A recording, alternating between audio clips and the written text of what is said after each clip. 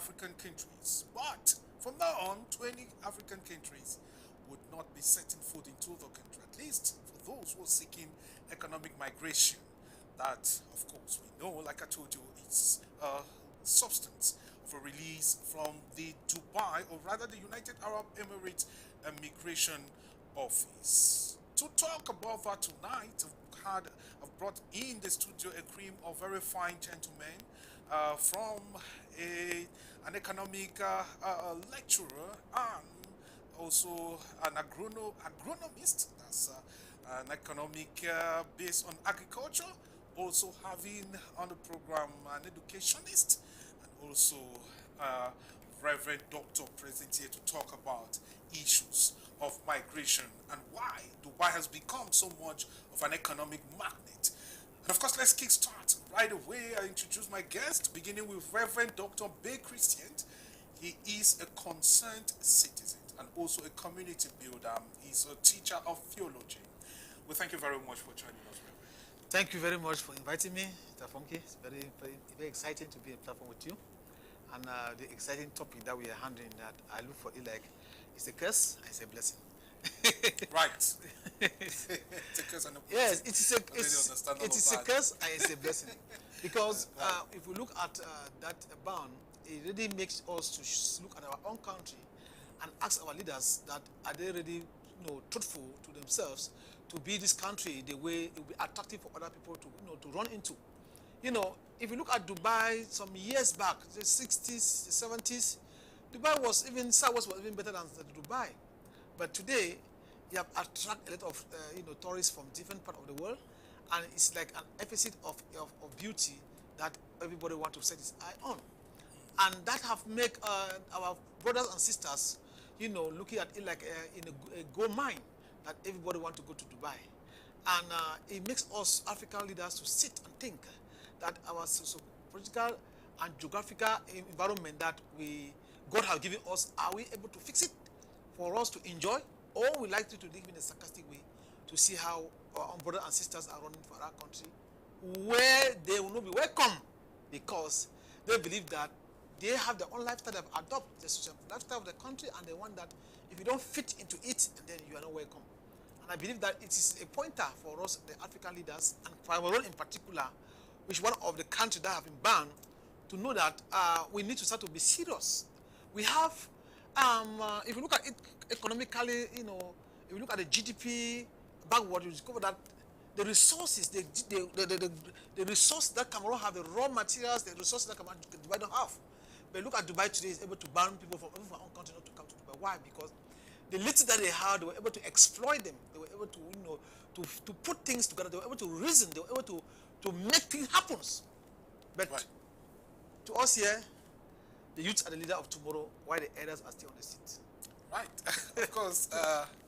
What a beautiful way to start the program, to begin discussing. And already we are seeing Dubai and enjoying the beautiful city of Dubai. It's now become the oil magnet. But then, considering that Dubai is sitting on huge quantity of oil, it has diversified its economy. It's now not depending on oil to make its economy buoyant. It is depending on tourism. Dubai, that is a desert nation, is depending on tourism to make its economy buoyant. We'll talk a lot about that in the course of this program. And just to indicate that we'll soon be joined by Mr. Hilary Hamza Hilary. He is the Islamic Education Secretary for the Southwest region. Definitely, he's going to put us to context how Dubai rose from grass to grace. It was only 1995 when Dubai discovered oil, and it's from there grown and become so better than many countries across the world. Now we'll talk about that in the course of this program with the understanding of the Islamic Education Secretary, that is Mr. Hilary Hamza. We're also having an economist in the program tonight, that is in the person of Mr. Ewana Terek, who is a lecturer of economy and of course also an agronomist. He would be telling us quite a lot on economic repercussion on this. But first, to set the ball rolling, let us look at the city, Dubai, the city that has become the pride of the United Arab Emirates. It is Dubai. Let's have some savoir-faire, a sneak peek of Dubai.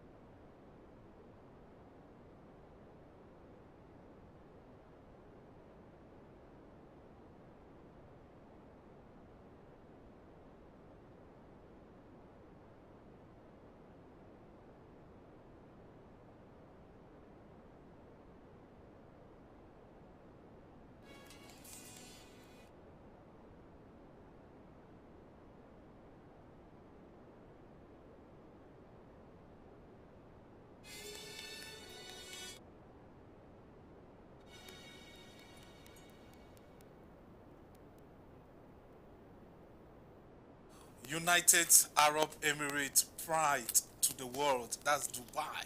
Dubai has become the world's most cherished city for many reasons. First, it is the world's best touristic city, and for that, it has imprinted its mark in the sun of time.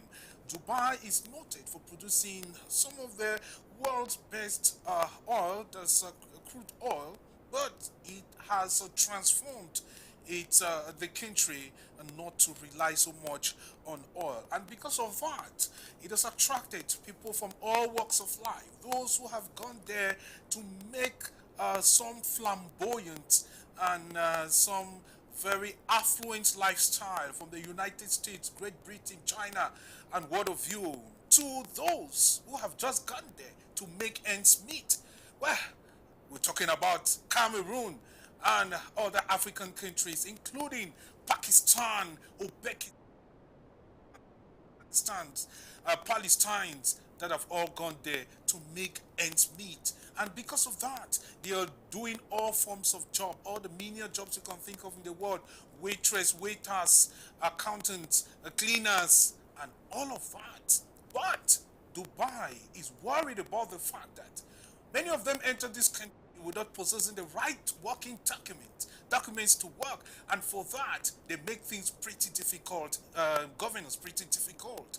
And because of that, the head of the city of Dubai had to corner the crown prince of the United Arab Emirates in the person of Sheikh Mansour bin Zayed, who definitely got to the immigration service to ban those countries who are perpetual immigrants into Dubai without a necessary working document.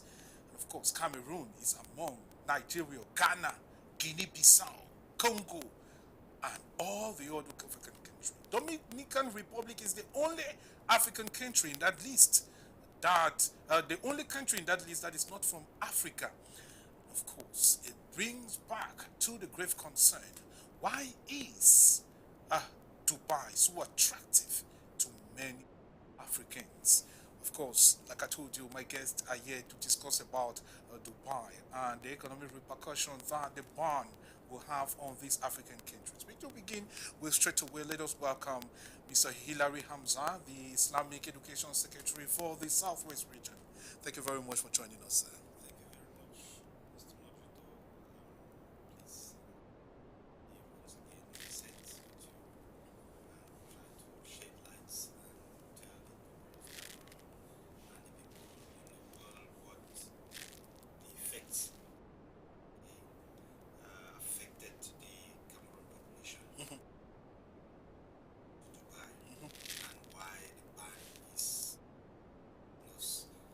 We are here to express our knowledge and know why and the reason behind this act, this ban, and why Cameroon. We know other African countries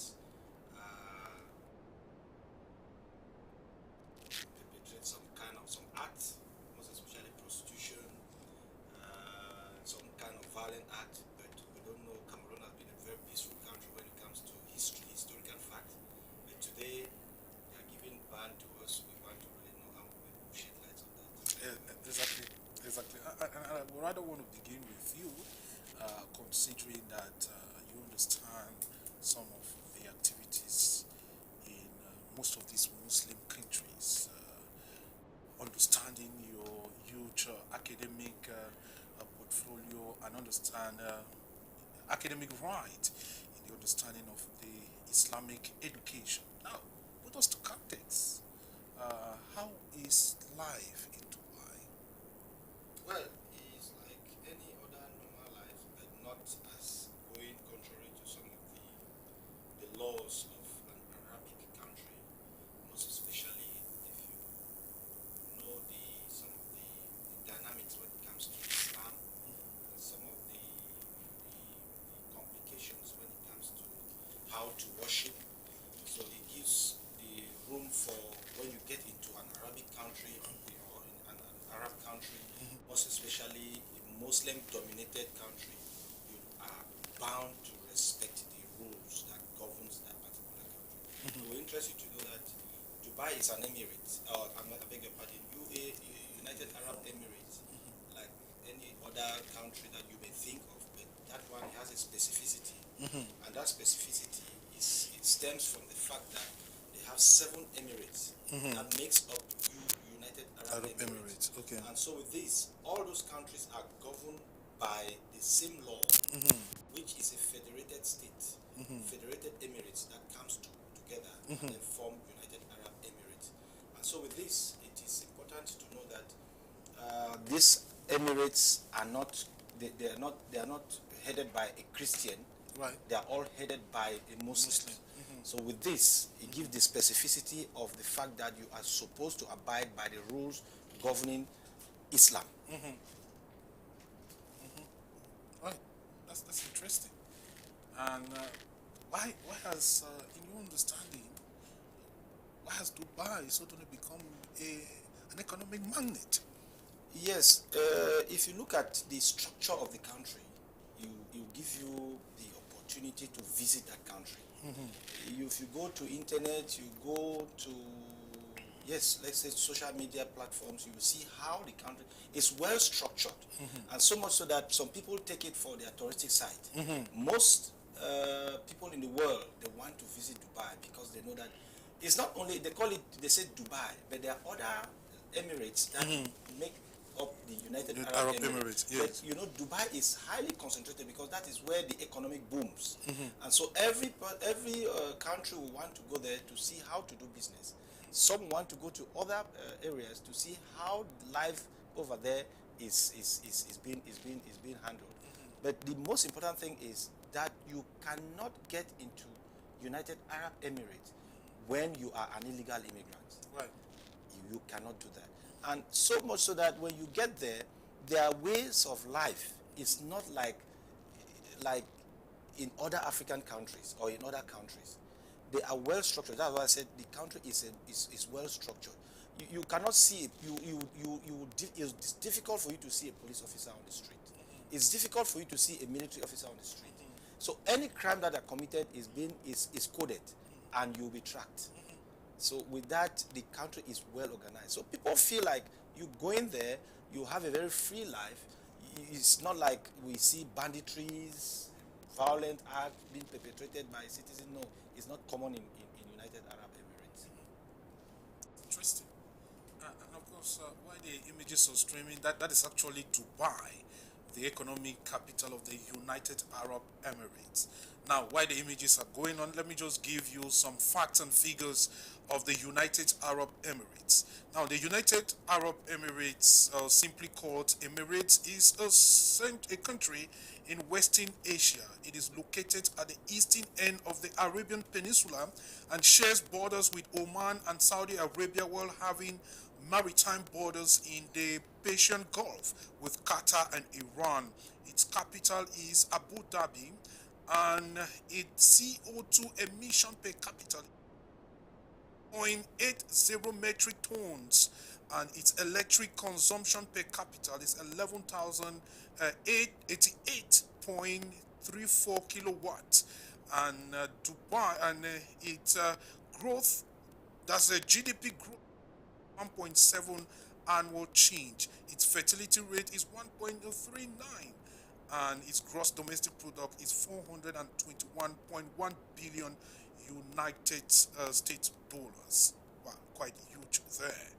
And the states that make up United Arab Emirates, what they call the Emirates, we have Abu Dhabi, Dubai, Sharjah, Ajman, that is Al Queen, and that's Fujairah, while the seventh Emirate state, which joined in 1972, is called Ras Al Khaimah. That's the seventh state, and those are the 7 different emirates that make up the United Arab Emirates. And of course, Ras Al Khaimah. It's really an Arabic name there. And of course, we understand that its main resource is the petrol, the crude oil. That is main resource, and ever since it discovered crude oil, it has been growing from strength to strength. And of course, it has transformed and diversified its economy to include tourism and also trade, different kind of trade, economic trade. Dubai has the lowest trade value, such that you can do business in Dubai at a very low rate as compared to other first-class countries that we have in the world, and that has attracted investors who have come in their numbers to, of course, apply trade in that country. Well, it has also attracted those who are doing blue-collar jobs. Why those who are going in for the white-collar jobs? We know of those who are also going in for the blue-collar jobs, and Africa is noted for that. Now, the rope has been cut, at least for those who are going for economic migration. You would not be visiting Dubai for that reason anytime soon that a ban has been placed. When you got that information, Reverend, what came into your mind immediately? Well, when you look at Dubai totally, in its totality, and the structure that you are putting in the ground from let's say from 1994, you see, it goes with what the Bible says. There, my people perish of that where there's no vision, the people perish. Dubai, I just believe that had a great vision for that nation, and you can see it manifestation right now, the way it have expressed itself to the world. If you look at most of the big countries like USA, most European countries, Dubai is like a turning point to some wealthy people like Donald Trump, so other people who like to go there for just for holidays, for visits, to show off that, and some of these big stars. Why? Because the structures and the way they have built their country, it makes it easier for those who want to have a quiet and logistics time with their family to go there and enjoy their life where you have the money. So Dubai itself projects itself as a place where money can be spent, because a lot of luxurious hotels and a lot of delicious food from every continent. It attracts a lot of tourism and people who love beauty to go to Dubai. But on the other hand, it also show us another face to know that we Africans also really need to work hard. We need to have vision for our own nation. And I believe that if you look at Cameroon in particular, let me talk Cameroon because it's my own country. You look at this issue that we have now, the crisis that is going on right now. You discover that it's just because we don't want to accept some realities, among ourselves. For example, now fighting is going on, war is going on, country people are dying, and some people are talking about federal state. I believe that this is a thing that we can harmonize each other. No, why is a federal system? Is what system we harmonize each other to be ourselves and come out with a vision, so that people when the crisis started, I make a statement one time, one sister's TV station, that the problem is that it hadn't been we build our country to have the same vision or have a similar vision what Dubai had. We could have in crisis because there could have been jobs. You could have the money that they can spend around that town. They can enjoy the beauty of that town, and they don't need of somebody of go and fighting war. What is it got in bondage? But because sometimes that vision is not highlighted or is not properly, cut up for other people to follow, it makes us sometimes to run behind, the time of technology that everybody is pursuing. And that's the problem we have. Because if you look at Dubai, to my own greater understanding, the foundation of Dubai does not have everything, it does not have all the technology, but it employs them from different countries. Doing people will find brains, how they can think, how they can reason, how we can build this nation. They can all pictures. You understand? And they start with their own small resources to build Dubai. Today, it's a center. I can't remember, I think it was 2000 or 2000, 2000, for 2000 even, around 96, 97, to go to Dubai from Cameroon here is 75,000, go a little too. Yes, to go and come to Dubai. I think it was 75,000 francs for flight to go to Dubai. Yeah, but today, it's something else. So that is a change. And I believe that as our leader will always tell us that change is constant. People need to see visible change in every aspect. We need to see visible change. And our country, Cameroon in particular, have what it takes to change dynamics, to make our country to become even more than Dubai. I just believe that. We have all what it takes. One time, I was trying to do some evaluation, and I realized that the GDP of Cote d'Ivoire is just the 65% of Cote d'Ivoire GDP comes from cocoa. But if you look at our own country in particular, we have cocoa, we have oil, we have timber, we have all what it takes to be our country. We have natural resources that if you can put good policies that can guide those resources, and then we exploit them well, then we'll have a lot of money to be our country. So if Africa, at the beginning, it's a blessing and it's a curse. It's a curse because, unfortunately, the people that were supposed to run to us, we are running to them. Because if you look at Cameroon from the 80s backward, you discover that even 60s, for the 60s, around the 60s, 70s, or it's like that. Japan, even China, they cannot compare with Cameroon at that point. But today they have grown. Why? Because of the vision So I believe that we African, especially African leaders, they should have a good vision for the country. They should have a good vision. They should have good vision for the infrastructures. They should have good vision for the education system. They could have good vision for health, the health sector. Because when I look at before the death of Gaddafi, I realized that the health care of Libya was even more than that of the US. Right. Yes, it was more than that of US. Gaddafi, Libya have a good health system that people, even with people who are, the government take care of them. Yes, it was more than that of US. And I believe that Africa have what it takes to make their continent attractive. Because sometimes when we leave it the way it is now, the European countries or the other countries, they have the right to just, the ban we are putting, they don't know what this country will put ban. And it's not unfortunate that the World Cup that is coming next month is in Dubai. I would expect. No, it's in Qatar. In Qatar, a neighboring country to Dubai. Good. A neighboring country to Dubai. And when many people will prefer to have luxury to go and enjoy Dubai, which is neither to Qatar. But it's rather unfortunate. If any Cameroon is dreaming to go to Qatar or to Dubai to take a transit there to go and enjoy a World Cup, maybe you just go direct to Qatar. Because you will not have that privilege. Yeah. So, when you got the news of this ban, as a Cameroonian, how did you feel? I cannot be indifferent with any other person. I think for one, I have respect for the law. And I think it will be interesting to know that when a country denies or refuses your entry, he has his right, he has his policies. And this is some of the examples some other African countries need to emulate. Because I think that they have their reasons for saying that they don't want this country to come into they don't want these citizens or this country to infiltrate. What I think we should put at the back of our brain first, Mr. Moderator, is that a country that is well structured and organized and has laws, and those laws are respected, you need to put your thinking cap and see the reasons why a country is well developed and why your own country is not developed, and then they are refusing you entry. When you start asking yourself this kind of question, and then the diplomatic relationships are not they don't tie, then you ask yourself, but why is my country not responding to this kind of ban policy?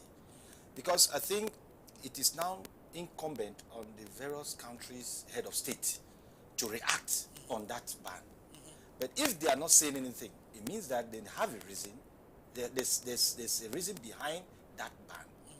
But again, I want to suggest and think that if you look at that particular ban, they are talking about even those who are business inclined, those who are coming in for touristic ventures. Fine. So, if a country refuses to receive money, what do you think? That within the touristic sector, that's where some countries make their money, and most especially Dubai or United Arab Emirates. But now they say they don't even give you touristic visa. It rings a bell. It rings a serious bell. So I, for one, I think they have their reason, and that reason, again, you make mention of the fact that because they don't have, the people going to Dubai don't have a working document. No, that's not the issue. Right. Everybody, before you get into Dubai, before you get into all these 7 Emirates, you are qualified to get into that country. No, people go there with tourism visa. Yes. People go there with tourism visa. I'm speaking like that. I have been to Dubai myself. Myself too. Yes, I've been to Dubai. I've been to Sharjah. Yes.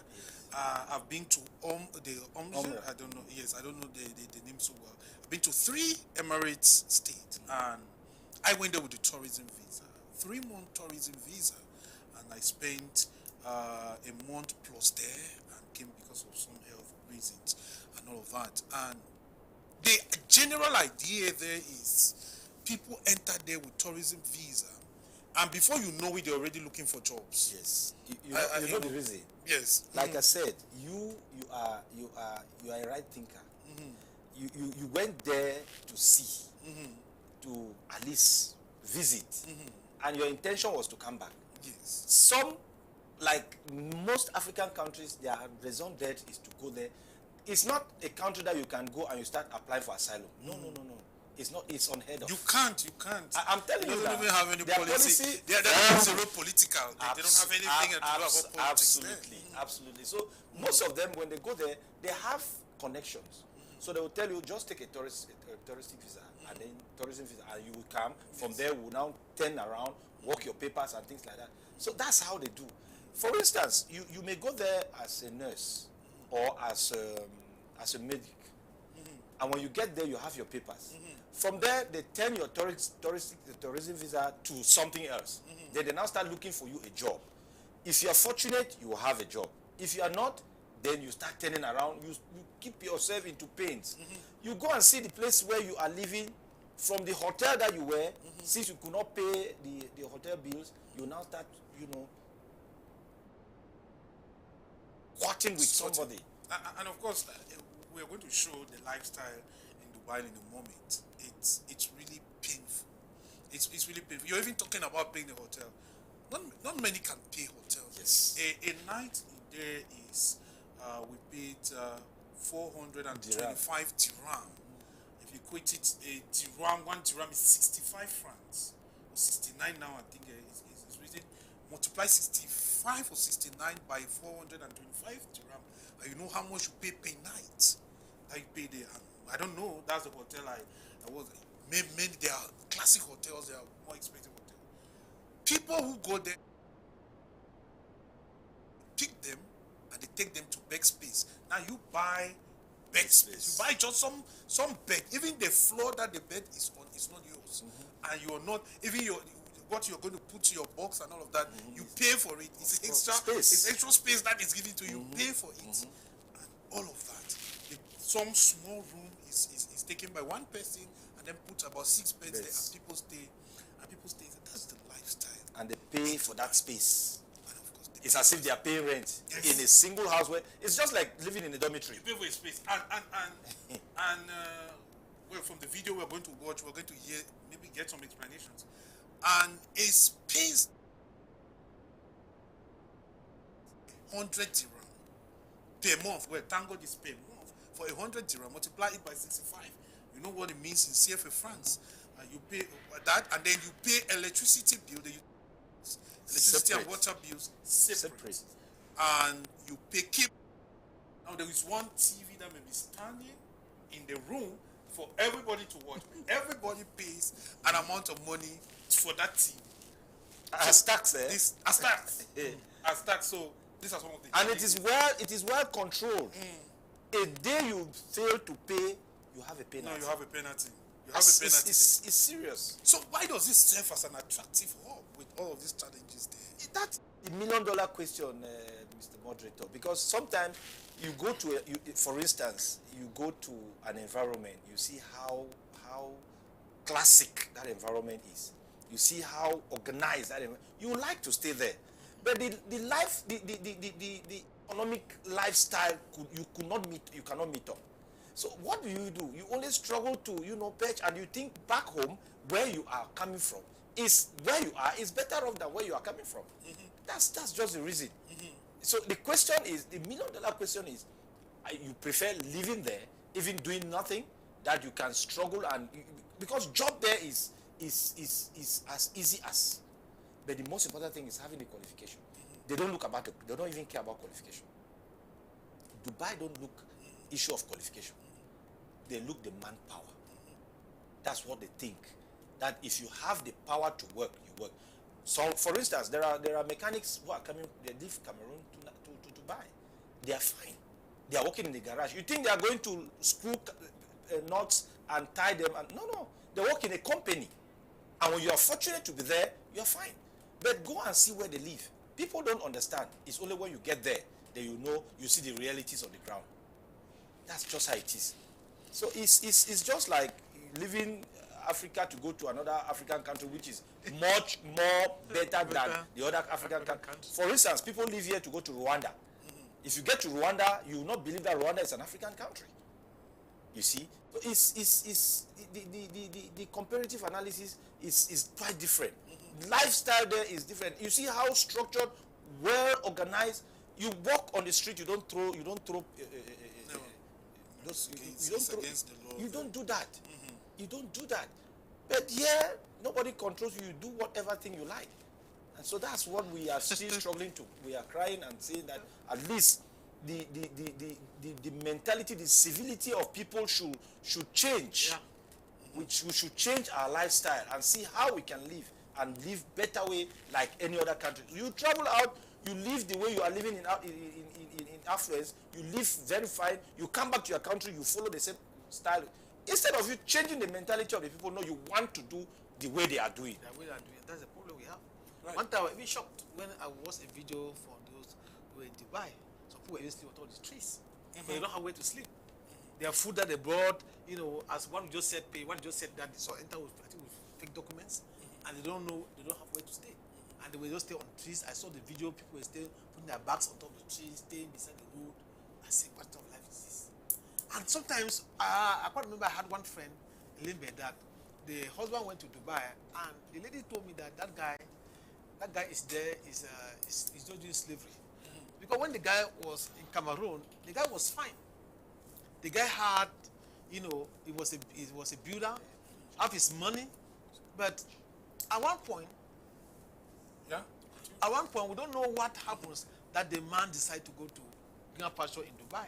But fortunately, the family discovered that they were more better.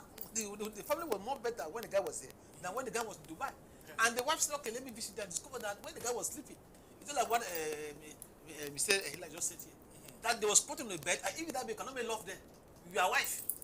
You have to pay a bill. It's like you are sleeping in a hotel. You have to pay a bill. Absolutely. So it becomes. Let's not also forget that giving birth in Dubai, like any other Emirati state, is illegal. A woman doesn't give birth there because you have to show a lot of documents to prove that you're married to the man if you so happen to give birth. And even the man needs to also have what they call Medicare or health care. So you need to have health care there. So it's pretty difficult there. But that doesn't stop prostitution, which of course is another factor that has been a cause for concern for many African countries. Many big fast cash. So they do prostitution and they get themselves into serious trouble. Drinking alcohol there is illegal.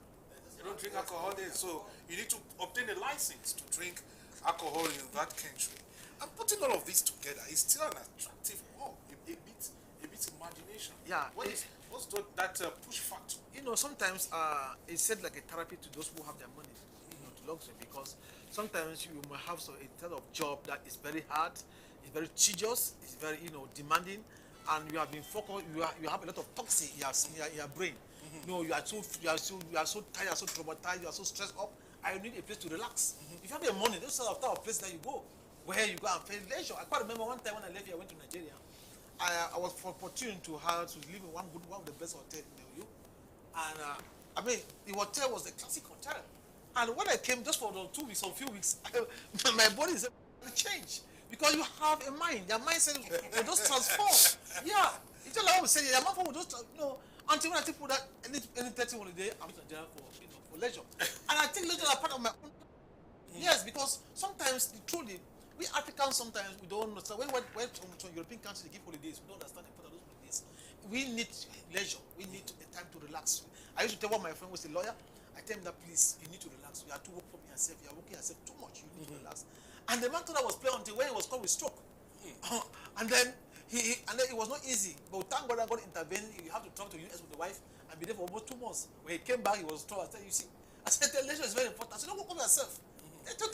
So, Dubai have become a center of attraction for those who want leisure. That's why some of those millionaires, those billionaires in Europe, in America, they go there. That's why they go and pick. Some go and invest there.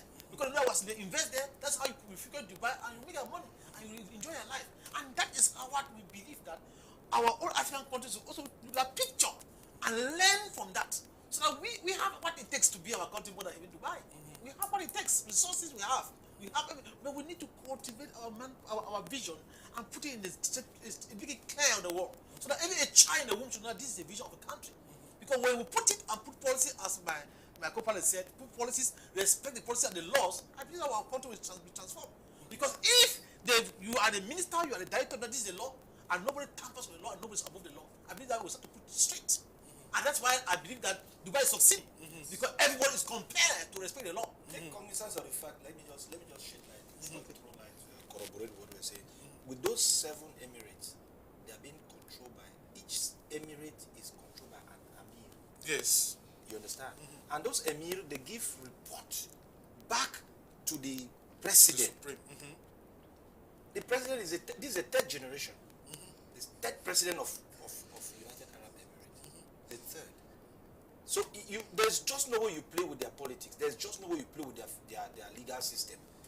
It is well coded. If you commit a crime, you are sanctioned. You are punished. There's just no way you can run away from the offense. Even they themselves, they respect the law. That's why sometimes you see some of our girls, when they go there, you see the way they are dressed. They portray that their image of Cameroonians, those are image of Nigerians, those are image of those kind of attitude. No, they don't want it. You don't dress any. Their way. You see a lifestyle. You copy. You come back to your country. You cannot dress the same. You want to dress half naked. What are you portraying? What are you portraying, for crying out loud? So the most important thing is you see a country that respects the law, that respects humanity. So nothing with them is they take it easy. They take life very easy. So if they are giving ban to this country, to me, I support them 100%. I'm telling you, Mr. Moderator, I support them. If you go, you said you have been there. Just you just went to Oyo, go to Dubai. You see how our African, from the sub-Saharan, you see how they behave. It's unheard of. Right. It's a shame. It's a shame. It's just like you, Reverend, you have a child. You put your child in a good moral attitude, and then in the course of it, you just turn around, you say, okay, you want to stroll down to Limbe, you see the child half naked. You'll be surprised. Yeah. You'll be amazed. You'll certainly be amazed. Yeah. But when you see your daughter or your son well-dressed, not half naked, but you say, this is a son of an eminent father. Yeah. You are proud of that, of your children. So you cannot see a child from United Arab Emirates, you see that child and you don't know that child is. Even if they leave that country, they come to another country, you see their lifestyle is the same. So why should we go there and portray a bad image? So we don't deserve to be there. Right. We don't deserve to be there. Interesting one. Now, let me just give some glimpse picture of Dubai. When you set foot into Dubai, the first thing there is that you're supposed to obtain a metro card. That is just one document. I should say that is one card that begins some kind of monitoring. It's a monitoring system, though it is going to serve as your transport card. You serve as your metro card, and then you need to also obtain a SIM card.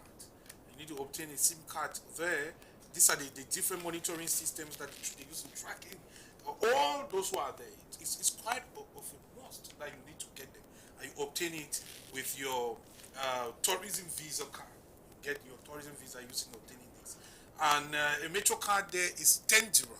It's 10 dirham. With 10 dirham, you need to load the metro card, because that's what you use in boarding buses, traveling, definitely, and also the metro, what they call trains, the trains.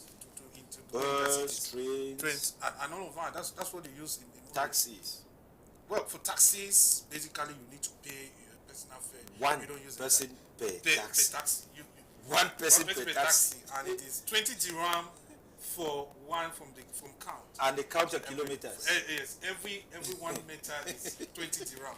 So it's very expensive to use the taxi there in Dubai. But yet it's very attractive. And just to tell you that the bulk of Africans and Pakistanis, Philippines are found in the Dubai city of Abu Hill. Abu Hill is one of the cities where you have many of them, and that is where we have the sale of the bed space. And if our technician is ready, then let us have a revisit of the living condition of an average person in Dubai. Let's have this video.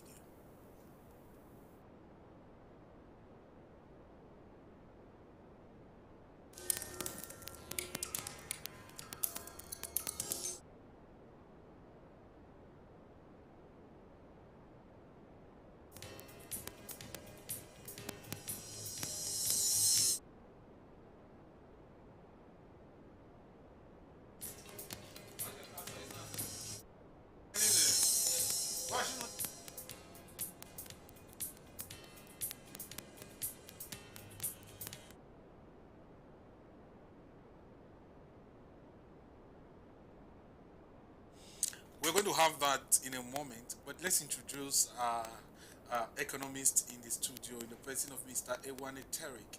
He's a lecturer of economics and he understands the manipulations of the different economic manipulations that we have across the world. And of course, he's the right person to give us the economic repercussion of this ban. Thank you very much for joining us, sir. Thank you very much, Yannick. It's always a pleasure to be on your platforms. And I'm very delighted that you have moved with me as you are moving. Quite interesting. I'm glad I'm sharing this particular stage with honorable people who have a mastery of what they are discussing.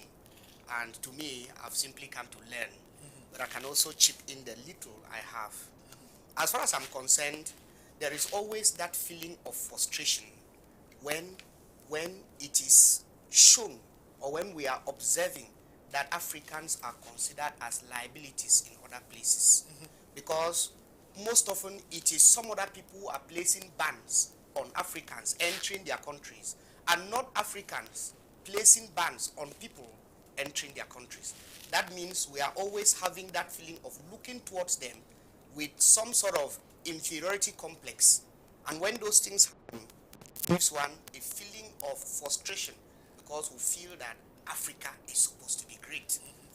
Now, it will be important for us to maybe take note of the reasons why people move, especially people of these countries that have experienced this ban. People may move for business purposes. People have been moving to Dubai for business purposes. Others move for the sake of leisure because, like the other panelists have said, it's a very developed place and their tourism industry is quite heavy. And so most people will move there to enjoy, like the co-panelist said. Other reasons may have to do with probably the love for the area and the fact that the place is developed. But we would want to say that though we were not told the major reason for the ban, we know that one of the reasons is because of the illegal migration stuff that most of the people from these countries undertake when that country is concerned. There are people who are given visas to go and stay there maybe for 30 days, but some illegally remain there and work. And so it's important for us to take note that the consequences, the economic consequences of this ban may be two-way. It's important for us to know that the UAE itself has some losses because of this ban, but also the countries that have experienced the ban will also have some losses. Yes. As far as the heavy losses are concerned, the remittances that most of the people who go there and illegally stay may not flow as they were supposed to flow. You would understand that most of these countries, the youngsters who go there to work illegally, they send back a significant amount of money which is used for investment at home. And so if there is this ban, then within that period, we should not expect much to flow back. We also understand that many people leave these countries to go there and buy, probably to come and sell. And so such businesses may be thwarted within this period of the ban. Before, bans have been placed on these countries before, but some of the reasons that were put forth included things like the COVID pandemic that was there. But for now, we know that the COVID is not much of a worry. And so when we begin to get bans, it's something that is worrisome. That is worrisome for countries that have had so many people moving by. So we feel that Africa should try to look back. Let us try and look back and see how we can develop our own system so that it should not be as though we are liabilities to other people. So that it should not be as though each time it will be necessary for people to stop us from coming. Right. That's interesting. Very interesting input there from our economist there, Mr. Iwane Terry. Definitely we're going to hear more from him. But first, let us take a very short break. We'll be back with the program.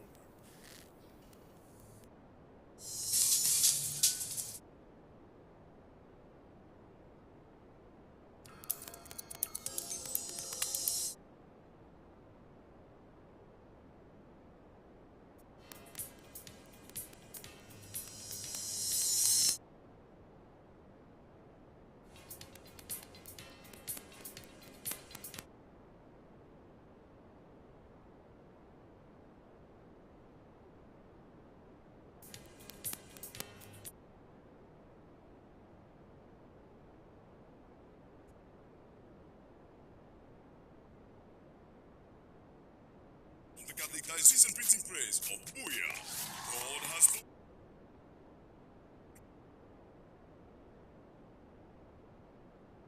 we thank God for enabling Bishop Michael Bibi of Great Catholic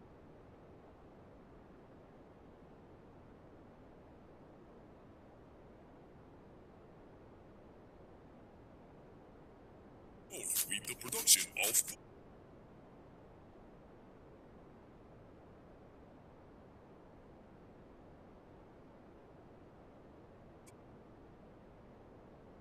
posters, product labels, calendar,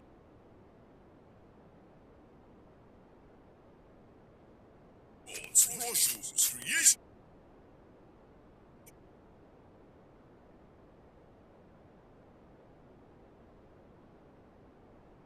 and a lot more. Give us the opportunity to handle. Always deliver your orders on time. Catholic Diocese and on the Delegation of Education. Contact 573.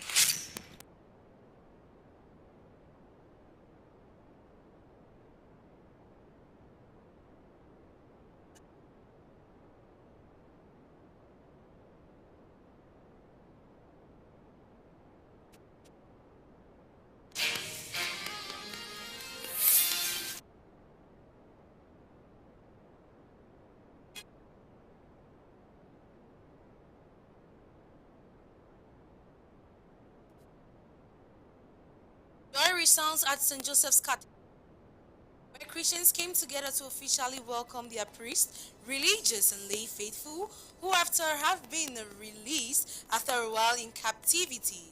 Gas scarcity causes a mad rush in Boyer as inhabitants crowd available spots to acquire subsidized cooking gas. Hello there, good evening and welcome to Divine Mercy Prime. I am Marian Genyi for presentation. Those were our top stories. Stay tuned for the news in full.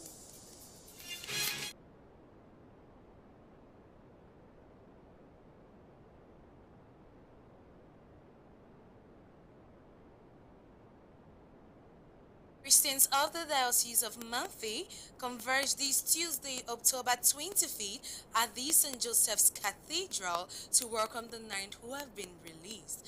More in the following report.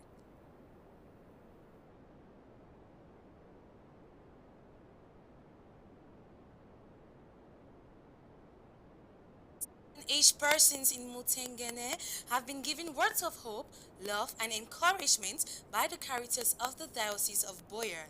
This was during a Eucharistic celebration that took place at the All Saints Parish Mutengene over the weekend. Gillian Tata Yenla now completes that story. Caritas of the Diocese of Boya converged at Mutengene with the Christians of All Saints Parish to give hope to the aged and the sick persons. It's quite an important event for us to show our closeness, our love, and our prayers for our brothers and sisters. So we gathered here this morning to pray with them, thank God for them, and to strengthen them, and also to take the opportunity to celebrate the sacrament of the anointing with them too. more courage and strength, particularly for them. They equally brought gifts in kind to share with the sick and the old as a sign of love and together of pain and challenges. The gift that we have brought to this our sick people, the rice, dresses, and even on food to share with them, so that they should know that they are among us. Remember the famous gospel that when I was naked, you did not clothe me. When I was homeless, you did not give me home. When I was hungry, you did not give me food to eat. So that is why we have remembered this gospel, and we think that it is good to do this charitable thing. This our. Many of them are leaving the parish were anointed with the oil of the sick with the hope of receiving healing from God. Be very happy for this day for today because as I don't come up from my house, I work as I reach here. Let me say God do. And I can't wait where church don't do them for me. Because it don't make we don't be happy. It don't heal we. It don't give you kind thing. They still don't give you chop, we don't chop. So they don't give you the one where we think and now go back for our various houses. So I'm glad plenty for all who will become for bring for here. And so God will take me safely back to our various houses. Reverend preached to us a message of encouragement to the sick, blessed us with the holy water and the blessed oil. The celebrations ended with gifts being shared to the concerned, for God loves a cheerful giver, and God indeed is love.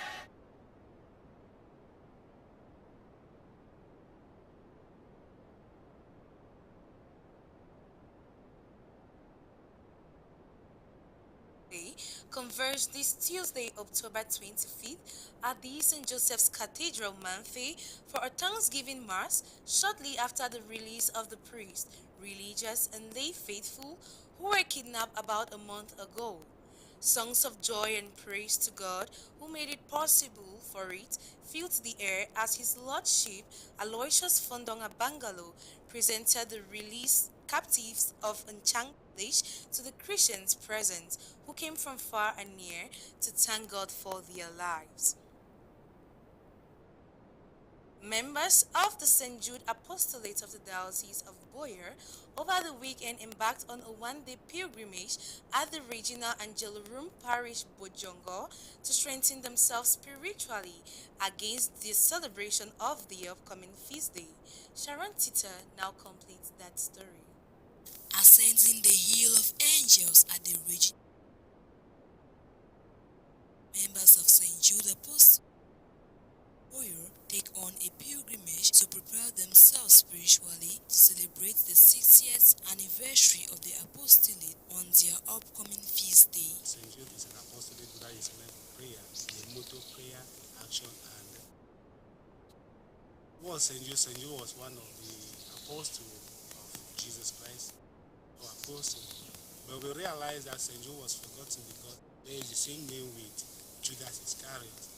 After we realized that St. Jude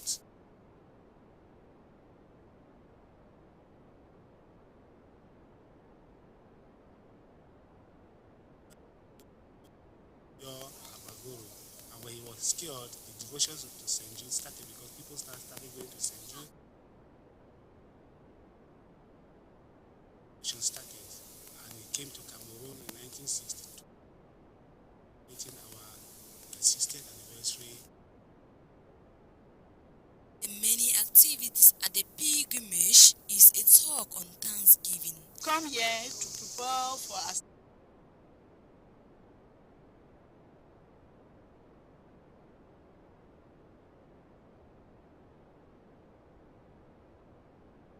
Because we are celebrating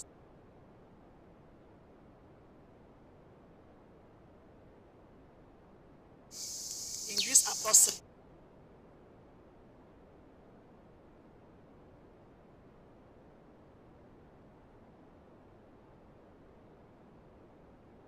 Spiritual involvements include the Station of the Cross along the hill and novena prayers, which equally helped in the spiritual nourishment of members of the apostolates.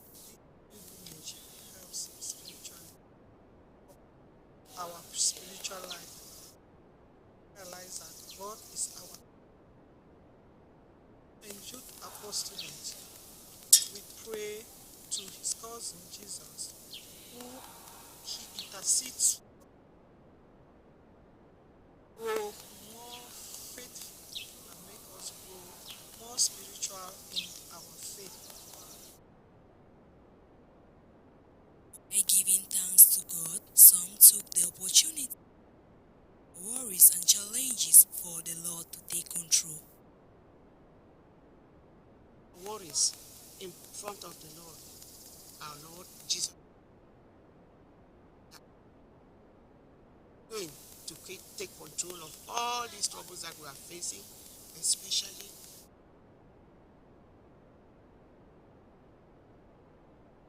the people, those who have been killed, the recent abduction in Manfred.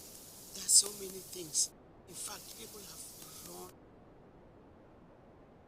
At the end of the day, members of the St. Jude Apostolate are encouraged to remain steadfast in prayers as they seek the intercession of their patron saint in their prayers.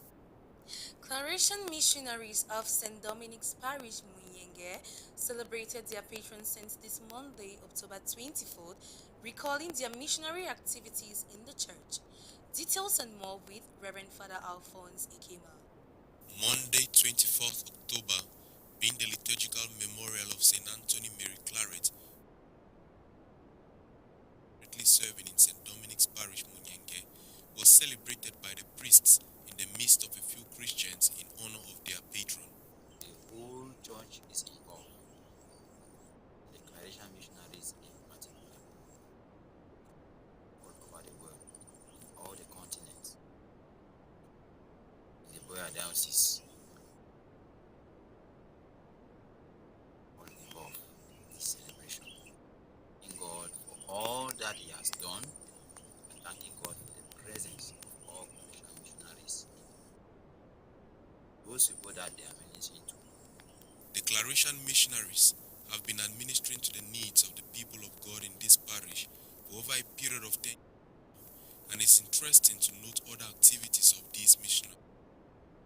The Claretian missionaries are in cross evangelization in different parishes across different dioceses in Cameroon. They are involved in the production of the Bible diary. It has become a working document for all priests and lay Christians in Cameroon, African countries. We also operate schools across Cameroon. We have a school complex in Douala, in Santa, and in Yaoundé. We have a publishing house as well, where we publish books of different categories. This year's celebration is in line with the synodal path to enhance the mission of love in the family of the children of God. Modality that was reinforced through a letter that our General Father wrote, reinstated, insisted in his letter that the church is no more that pyramidic normal of functioning, that it is a circle, that you and I have a say, that you and I need to collaborate hand in glove, that you and I dialogue, make things move. St. Anthony Mary Claret was a Spanish Catholic archbishop who was a missionary and a confessor. He founded a congregation of the Missionary Sons of the Immaculate Heart of Mary, commonly called the Claretians. This group continues its vision of evangelization today through publications and other missionary activity in the world.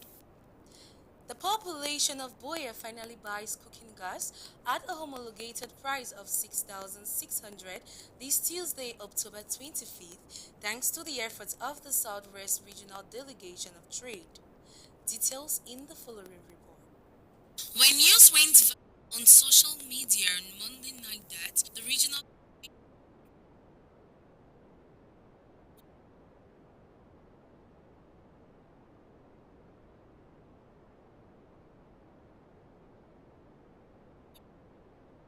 Square to get the scarce commodity.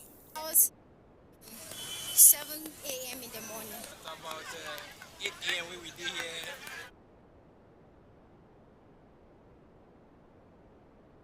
I've been struggling on the line and I'm moving around 6 months.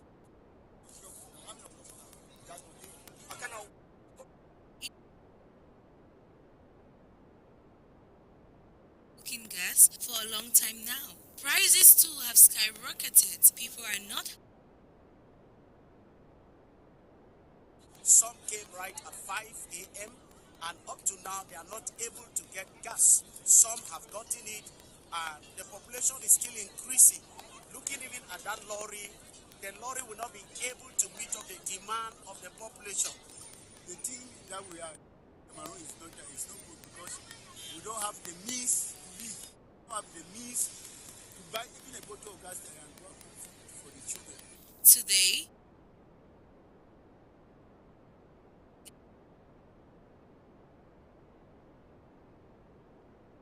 for distribution, the CFA per bottle. Today we have received a consignment of 1,000 bottles of domestic gas SATM. I've decided to do direct sales to the population. So we want to avoid a situation where we'll give it to retailers who might in turn go to the quarters and inflate prices. 1,000 bottles sound many, quite insufficient for these. The vehicle is really crowded and the gas that is there will not even serve up to half of the population. Actually, what we have done is that we have organized people to stand on lines. We have people who are there to supervise these lines so that there should be no infiltration, somebody buying and coming again the second time to buy. Today we don't get good news, the gas they come, but not everybody will get the gas. And the way they even get number of a bottle, they don't fit carry gas. So poor man now they suffer.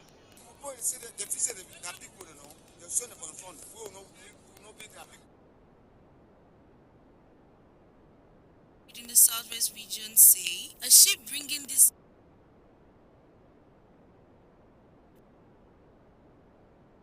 population is therefore called up and not to fall prey to dubious sales.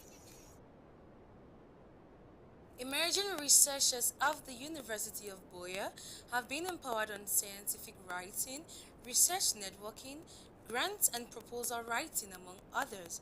This was during a median edition of the research conference, which took place today, October 25, 2022, at the University of Boya campus. Sharon Titar completes that story.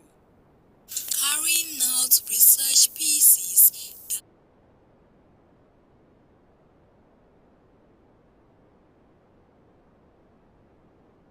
or mastery of subject matter, others are attributed as some of the causes. Research must have an impact. If your research must have an impact, you cannot leave it on the shelf. We need to move it out to the people. But that means we must do something, a research that is solution provider to solve a problem. In that case, we must move from the findings. We meet the people that were involved who are affected by the problem. We put in place a package. It is against this backdrop that the University of Boya is organizing this research conference, whether emerging researchers and professors with wealth of experience in scientific investigation.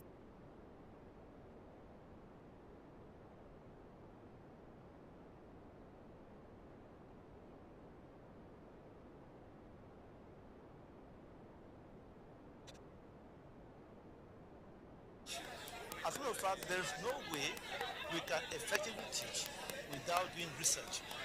Research is what we're doing here. And because of this, young researchers, emerging researchers, young colleagues must be well grounded in the whole enterprise of research to be able to deliver the holding under the theme enhancing the drilled on scientific writing, research networking, grant and proposal sourcing, amongst others. Visibility, that's the take-home message to what our researchers are doing and to let the world know that there is good research going on here. from College of Technology, Faculty of Engineering and Technology, Faculty of Agriculture, Health Sciences, Science, Social Management Sciences, Laws and Political Science, Arts, across the board. There is research going on that is meant to solve social problems, economic problems, problems of disease, problem of poverty, of hunger. So why keep such research only within the university confines? We're giving it visibility, number one. Number two is we want to imbibe into our young researchers the culture of research. The emerging research of the conference as timely as they acquire skills in carrying out competitive research pieces. But such a conference is bringing in PIs and bringing in stakeholders from not just Cameroon, but from other parts of the world who can be able to inform the conduct and procedures for carrying out such research in the country. So I think it's very important. It is hoped that they translate research all aimed at making the society a better place. Alamdaja Ed Lobo presently tops the Elite One Championship table with 6 points. These after defeating PWD of Bamenda over the weekend on match day 2. Let us now get a roundup of match day 2 games in the following report with Wanla John Philip. At the Bamindi Stadium in Bafoussam, PWD of Bamenda alias Abakwa Boys played their opening game against Colomb that registers a second victory beating PWD on Saturday 15th of October. While the others played their second round games across the stadia in the entire nation. In Pool A, Renaissance playing against Stade Renard ended in a virgin tie 0 goal each at the Nguakele Stadium. So too UMS of Loom against Aigle Royal de Menoir, no goal on Unification Stadium. While the match fixed for Cotton against Edin Sport was postponed to a later date. In Wednesday the 19th of October, Les Astres Football Club lost to Gazelle FC 3 goals to 1 Wala Annex Unification Stadium. In Bafoussam, Fovo of Baham won against Dragon 2 goals to 1, while at Wala Unification Stadium, Yosa Sports Academy lost against Union Sportif 2 goals to 1.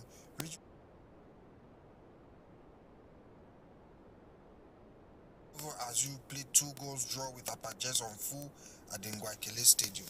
So far, according to the league standings, following the second day of play, Colomb tops with 6 points. Stade Renard, Gazelle, FA, Fevre, Azu, Fovu, Union all have 4 points in their groups. Bamboutus with 3 points in Group B. Cotton Sport, PWD, Yafoot and Yosa so far have registered no points. With that report, we come to the end of today's edition of Divine Mercy Prime. Before we draw the curtains, a recap of our top stories. Joy resounds at St. Joseph's Cathedral, Manfi, where Christians came together to officially welcome their priests, religious and lay faithful, who have been released after a while in captivity.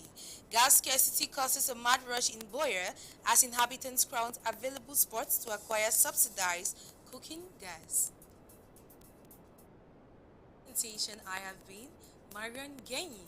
Hopefully, we see you tomorrow same time with more interesting stories.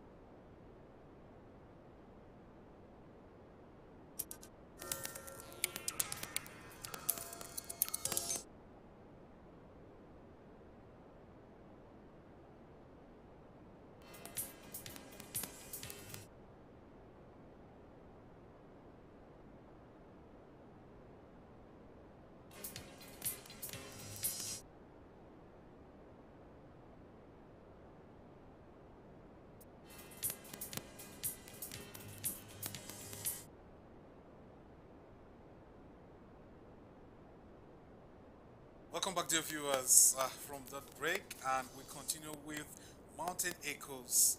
Remember, we are looking at the ban placed on Cameroon and 19 other countries from entering Dubai. This is substance of a release signed by the Immigration Service of the United Arab Emirates. And though no reasons have been attributed, many are looking at the illegal entry into Dubai by especially African countries to have been one of the causes. Now, we're having a lot of stories told about Dubai, its emergence and its attractive nature, and how the ban is going to affect African countries. And I want to come to you, Mr. Hamza, looking at Dubai. Does Dubai stand to lose anything with this ban? I don't think so. I don't see it because a country which is well structured, they live in oil, in affluence, the ban has nothing to do with them. It will interest you to know that an average citizen of Dubai benefit from scholarships. Yes, they have what they call their locals. Their locals are their citizens. That they call Emiratis. Emirati, very good. Thank you very much. So they, as a child is delivered, that child already has an account. The parents now had to open an account for that child. As that child gets to an age where he or she can manage his or her own resources, he goes to the account and start managing his finances. That's the epitome of born with a silver spoon. Perfectly. Absolutely. Now, you see that it is not equally still easy to gain that citizenship. You see, sometimes the wife or a woman in Dubai, before you get citizenship through marriage, you have to get married to an Emirati. You get married to that lady, don't think you automatically gain citizenship. You stay with that lady for about 2 to 3 years. You are observed. After due observation, then they can give you citizenship. If you misbehave, they seize the right of your citizenship. So you see how a country is well organized to tell you how they are. Now, for a man, you get married to a lady and you want to give that lady by marriage, that the lady becomes an Emirati, a citizen of United Arab Emirates. It is equally just vice versa, like that of a woman, same to the man. And if a child gets, for instance, a foreigner gets married to an Emirati, the child gains citizenship at the age of 18. The age of 18, he or she applies for citizenship. So you see, so much so it's well structured, so much so that you cannot play with the law. You don't thwart the law. The law is as it is, not as it ought to be. So these are issues that people may feel that no, you just go to Dubai or go to United Arab Emirates, you can just play with their girls and things like that. No, even their mode of dressing tells you who they are. Before you even get to their family residence, you have to be very careful. You have to be very careful.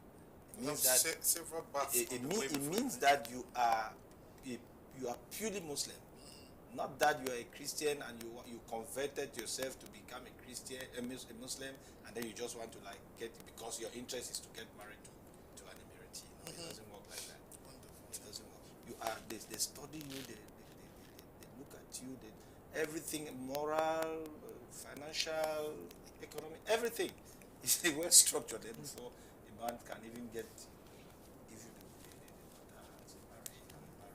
it's not done that way. Right. Now, talking about job in Dubai, we're looking at the different aspects of Dubai. Talking about getting a job in the United Arab Emirates, the first thing is that when you apply for a job into a company and you are taken, then the company now seeks the labor office to sign your document, going by the codes of law from the labor office. And for you to be eligible to work there, you need to sign out as now get in as to get in for work, or should say working visa per se. And that's where you come in now with what they call visa change. If you heard people talking about visa change, you step out into another country and come back into Dubai Dubai as a worker, and they do visa. So the company sponsors that, and of course, you enter now with a new visa. And this aspect has caused a lot of problem around the neighbors to United Arab Emirates, like Oman, that people come there to stay there just for a couple of days to do your visa change, and they return. And when they are in these countries, they are alleged to commit certain crimes, and they go scot-free. And of course, this could be some of the reasons why Dubai doesn't really want that. But people leave and come back to their country, Cameroon, or to other African countries and return. But others want to just remain around the United Arab Emirates for cost reasons. Mr. and Moderator, all of that. Mr. Moderator, do you know that it is even easy when you stay in Dubai for close to about 5 years to 6 years, you have the opportunity to get visa from United Arab Emirates, US. Definitely, that's if you have all the right papers to stay in Dubai. As I speak with you, that's how it is. And most of Cameroonians have used that particular trend to go to US. Yeah. And they're fine. It's 15,000. Now, 15,000. Yes. Now the citizens, the locals, they don't even pay tax. That if you are a citizen of Dubai, you are tax free. So there are many benefits. Right. So why would they be complaining? Why would they even feel touched that they give ban to other countries not even coming to their country? They don't have any problem. Like as I said, the ban is well calculated. But this is not the first of its kind when they have given ban. They instituted ban. This should be, I think, this should be the second time. Last was 2021, 22, something like that. That was a universal ban. So you can not out of even the COVID. Out of it was other diplomatic. Specifically, countries like Nigeria have suffered a ban. Yeah, seriously. Actually, in Nigeria now, before this ban, actually, no citizen below 40 years goes to Dubai. Yes. That was a ban that had been. So you can imagine, because of their atrocities that they go there and cause.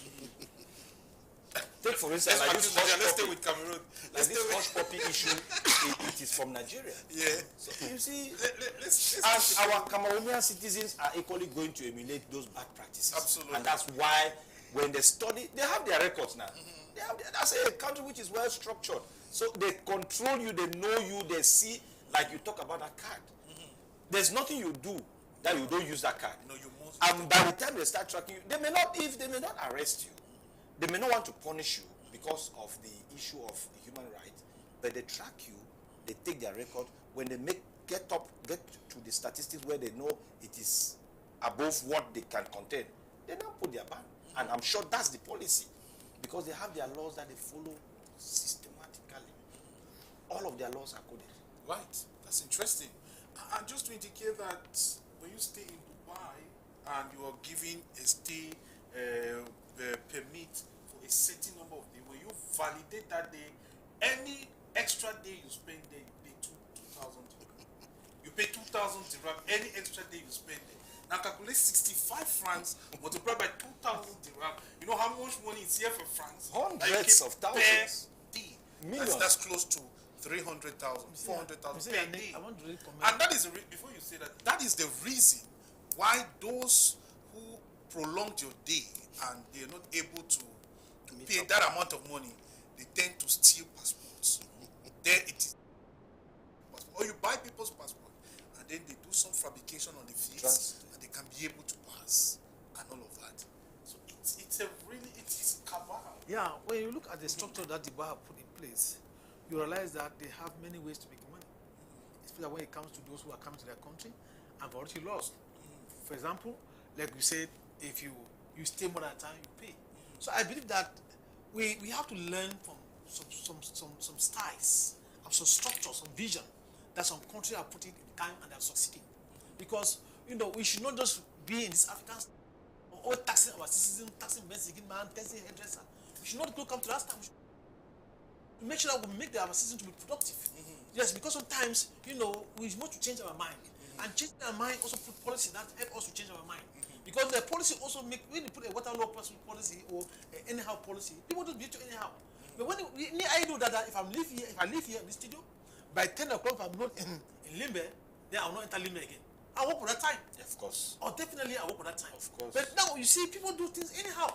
So the country need to come on policies that, not selfish policies. I mean policies that everybody is respected. Let me give you one of those policies. You see, we are talking now once security in our environment. But you know what the people that even security of the street and the military men. They want the wrong, the type of speed they run, they put fear even the people that run the cars. And those are some things that they need to restrict them. That even if you are a military man, you don't over disorder, you cause disorder. And you are booked for that. And if a military man, a policeman knows that if I go contrary to this law, I will punish. They don't be doing what they are doing.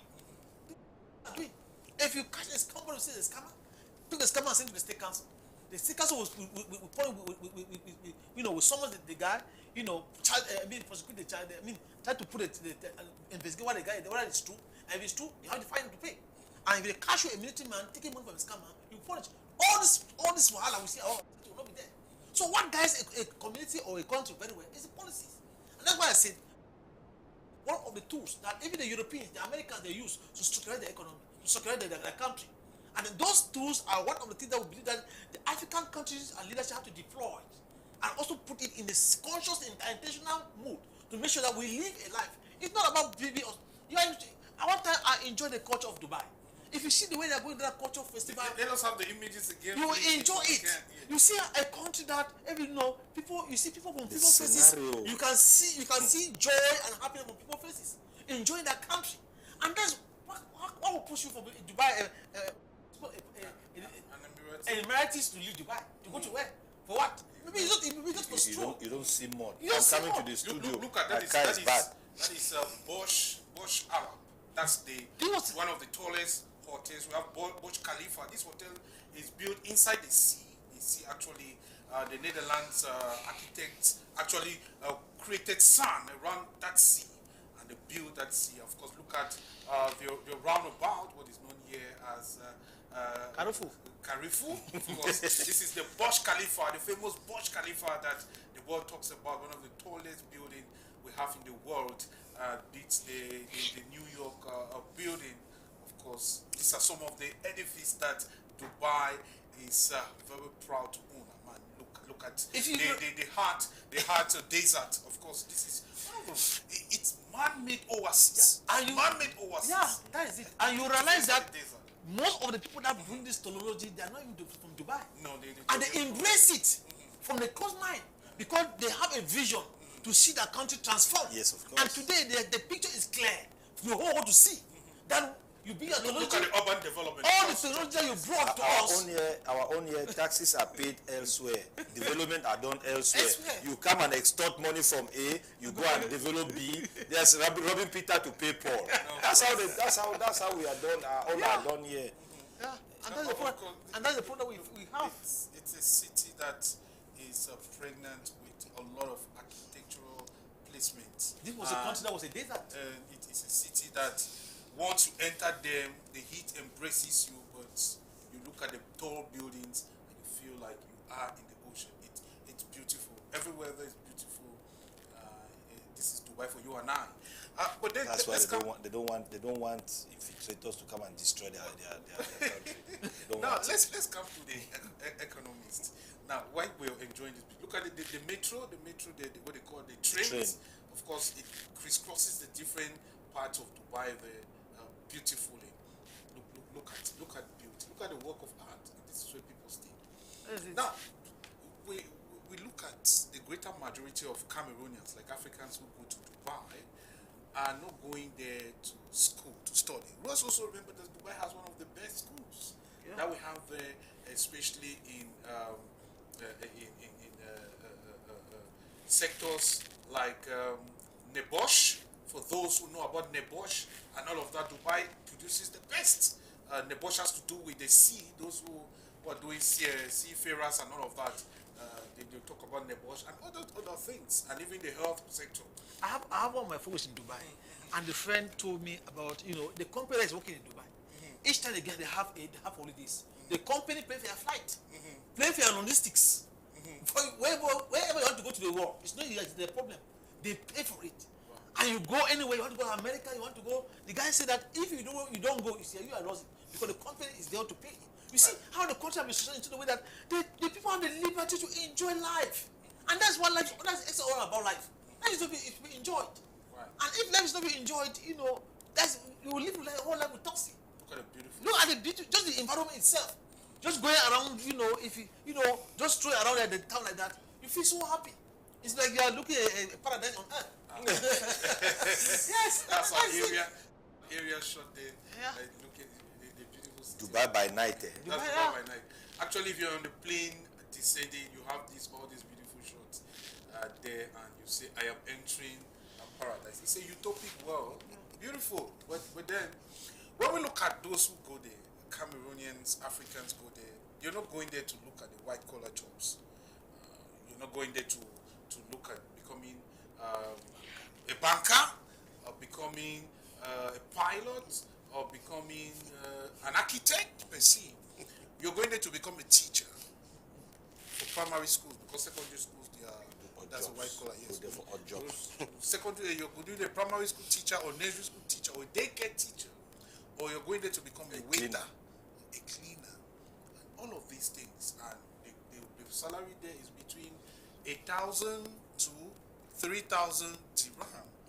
That the aim, and nothing more. When you look at this, I mean, considering the high cost of living there, is it worth even going to that country? Of course, let me begin by differing with you a little bit. Right. By looking at being a primary school teacher as a menial job. No, that's a skilled job. Well, I'm saying a menial job because they don't even employ you based on the skills. They employ you based on the fact that you're coming to take care of the kids. You may end up not even teaching. You may just be wiping your nostrils and all of that, and you're not even. That's the situation. Let me also, locals. before I get to what you've asked, let me also differ with Big Brother Mr. Hamza, who says that the UAE is self-sufficient, who says that the UAE has no negative effect on this decision. I continue to insist that we live in a global world, and there is no country which is an island. In this global context, there is a lot of interdependence. And so you are the people who said that the cost of living there is high and that everything is paid for. That means that even the Cameroonians, even the Africans who have been banned from coming there, have contributed to the gross domestic product of the country through the payments that they make. And so I'm sure that if the UAE is taking this, they have simply weighed the two, and they know that probably the losses that they will incur are not up to what, you know, what is worth cutting off these guys. For example, you have said that some of the reasons why they may have banned these people is because of probably their negative activities on the land, probably their criminal activities, probably the illegal way that they want to stay in the country. But at the same time, we want to say that this may have some negative repercussions on the UAE. For example, you would understand statistics reveal that the UAE is one of the leading investors, especially in West Africa. And if they have been bringing in their foreign direct investment into this area, it means that Africa is one of those attractive markets for the UAE. Of course, you know that Africa is one of those emerging markets that nobody will want to let go of. And so they continue, they always want to come here and do business, even though the business may not be some sort of win-win because of our weak institutions. But the truth is that we are an attractive point. And we simply need to harness what we have so that we'll make ourselves better, like the panelists have been saying. Of course, if you have stated that the cost of living in the UAE is quite high, but the people continue to move there. That also means have high standard of living. Yes, of course, that means that they are able to make ends meet there, and they are able to have some balance which they can remit back at home.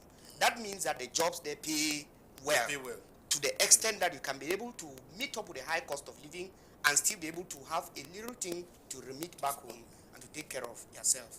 Therefore, no matter the high cost of living, probably people still find it an attractive place to go. Not only because of the well-paid jobs that they may find there, but also because of the beauty of the place. I want to commend here your mastery of the UAE, Dubai, especially because you and the other co-panelists have said a lot that is actually throwing light on how beautiful this place is and how well built. I think that the co-panelists are insisting that we in Africa should copy this model and also make our place a beautiful place so that our children will not be vulnerable and they will not always be sent back home or maltreated the way it is happening elsewhere. Right, of course. And it's really a cause for concern and a cause to reflect on. Well, in 1972, when the 7 states of Dubai decided to come together, to federate, Cameroon was busy in a referendum. That 1972. More or less, Cameroon was better off than many countries. Absolutely. There's been what economists would call diminishing marginal returns. In Cameroon, Equatorial Guinea in 1990. Cameroon was not giving aid to China. To China. To Malaysia. Cameroon sold palm. This is just a small part of Asia. This Dubai we are talking about is some little part from Asia. How many times has Cameroon instituted a ban to other migrants? Even Equatorial Guinea is really giving a ban to Cameroonians. So it tells you how Cameroonians in particular, because we are talking about Cameroon, we are not talking about the other African countries. It makes you understand how we are feeling in our own country. That we are not safe. Out of that, let's look at, in that particular Dubai we are talking of, they don't do money laundering. Our brothers and sisters who are there, they find it difficult to send money back home. Yeah, definitely. I am saying this with right. certainty. You're right. So if so our brothers what they do they actually, without cutting you short, is this mobile money stuff. You have somebody who is there. Somebody is there. Somebody is here. They do. That's how they do. And then they you pay here. Absolutely. That's how it is. They don't send money in. That's how it is. So it just interchange. Their money circulates within within their various emirates. So it's difficult. If my brother, as an economist, I want to like maybe give him the opportunity to do more research on the economic background of how Dubai or United Arab Emirates functions when it comes to their economic policy. Because sometimes we may be talking without knowing what we are talking about. That country is well structured. I'm talking about structuralization. They are well structured. Contextually, everything you want to talk about United Arab Emirates, even some Asian countries are still looking forward to emulate, to copy from them. Yes. I mean, well organized, well structured. Putting their money where their mouth is. It took them just some few months to track Hush Puppy. When information started filtering, their various networking, it took them few months to track him. Any transaction you do in Dubai is tracked. It's tracked. Everything there. We are talking about SIM card. We are talking about SIM card. In Cameroon, as we speak, we have SIM card that are not registered. Yeah. People still scam people. Yeah. So how do we structure our own nation? And then you want to go to some other person's country to go and destroy it. I love the ban. I am saying it. I love the ban. Of course. Whoever wants to challenge me, let them come and challenge. I'm saying it. Let them come. They have not revealed the reasons for the ban. That is where the problem is. Maybe you are simply insinuating that it's because of our indiscipline or some. You may be thinking I'm insinuating, but I'm taking. I like us to look at the lifestyle of Africans, lifestyle of people in Dubai, because this could be some of the possible reasons. The lifestyle there. Let's look at the fact that many of them, I mean, images have been filtering on social media. The fighting, you have Cameroon, Ghana, Nigeria, Cameroon. This kind of fighting in the streets. The moral decadence are enormous. Yeah, what they call what they would call urban disturbance and all of that. Yeah. The public disorder is. You see, Mr. Moderator, a country that respects her citizen, a country that respects the law to the letter, will not want somebody to come and destroy their country. Will not want to. It will not. They will never accept it. my brother is saying that maybe I'm insinuating the reason behind the ban. That maybe because it is certain. We know. We should not shy away from it. We know. All these countries that have been shortlisted, if you look at their way of life, you will now believe that this is the reason they presented for these people to institute their ban. Right. Their lifestyle. You and I know who Cameroonians are. In Boya here, if Boya is developing now, it's because of, everybody is saying it's because of scamming. Now, sometimes they don't receive their money now in Boya, they go to Douala, work with the bank managers. Then in Dubai, you cannot. The same people there, they work there, extort money from those people. Maybe they are seeing their economy to be falling down in one way or the other, that they are extorting monies in the name of NGOs and things like that. And then maybe prostitution is getting to the high level and things, all those immoral acts may constitute, as my brother rightly said, we are insinuating. Let it be that we are insinuating. But the reasons behind the ban is not yet known. But maybe in the days ahead, we'll be seeing it. At least we are also finding exemplary countries like Ghana in the list. Yeah. So how do you put it? What do you? For Ghana, when Ghanaians came to Cameroon, we used to call them Ghana must go.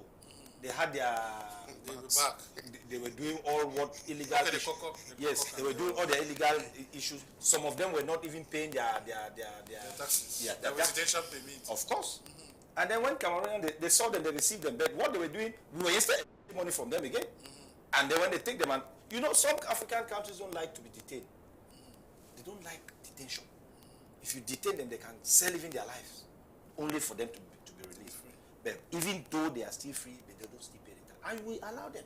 But in Dubai, it is not done. Ghanaians are there now. They too, they are committing. You think Ghana is fine? You think Ghana is fine? In the days of Jerry Lawrence, they tried to see how they can restructure. That's why they could not stay in Cameroon, because Cameroon became, maybe they foresaw this crisis coming. They said, no, let them go back to their country. Let them go back.